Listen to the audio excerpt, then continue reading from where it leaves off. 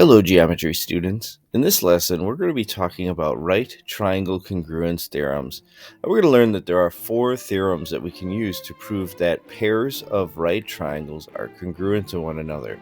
We're also going to learn that these relate back to other congruence postulates and theorems that we already learned. Other than one of these is a surprise. All right, let's get started looking at the first one. Theorem 36.1 is the leg angle right triangle congruence theorem.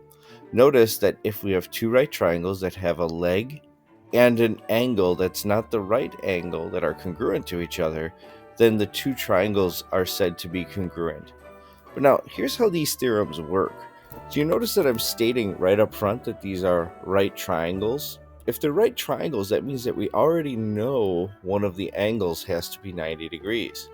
So do you see how this is really just angle, side, angle, congruence?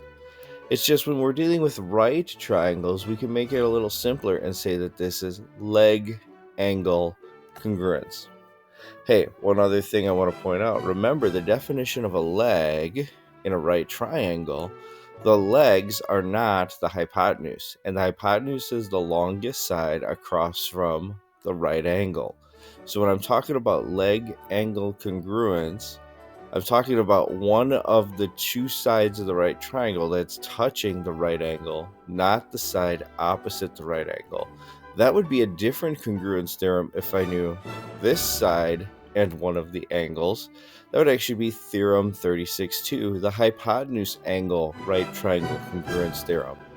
And that states that if I know that the hypotenuse of two right triangles are congruent and one of the angles other than the right angle, I can say that those two triangles are congruent. And notice that this is really just angle, angle, side congruence related back to the angle, angle, side postulate. But again, when we're dealing with right triangles, we simplify and call it the hypotenuse angle right triangle congruence theorem.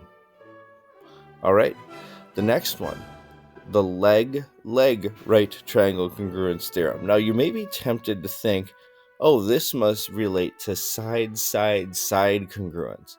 But the side congruence theorem actually doesn't show up as one of our right triangle congruence theorems, because the thing that we know when we're stating that it's a right triangle is we know that one of the angles is a right angle.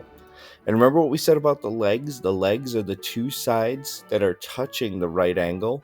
So if I'm using leg right triangle congruence, that means that I'm dealing with side, angle, side congruence. And again, if I have two triangles that have they're both right triangles and they have their two leg lengths in common, the legs are congruent, then I can state that those are congruent triangles. And then the surprise.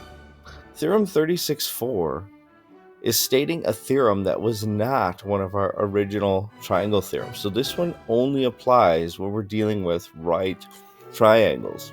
And that is the hypotenuse leg right triangle congruence theorem. Do you notice that this would be side angle congruence? And we said back in the triangle congruence lessons that side angle congruence doesn't exist.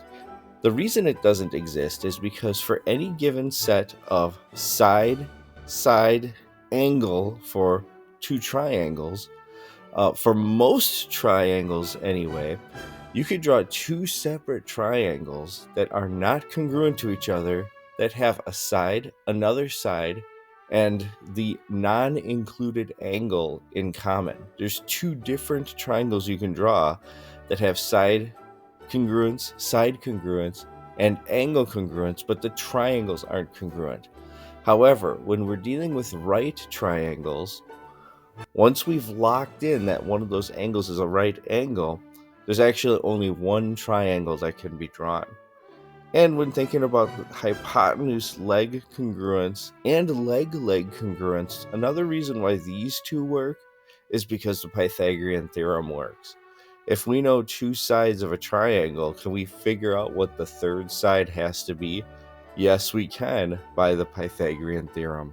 Did you realize that in this lesson we just learned that if you know any two parts of two right triangles are congruent, then it proves that those right triangles are congruent?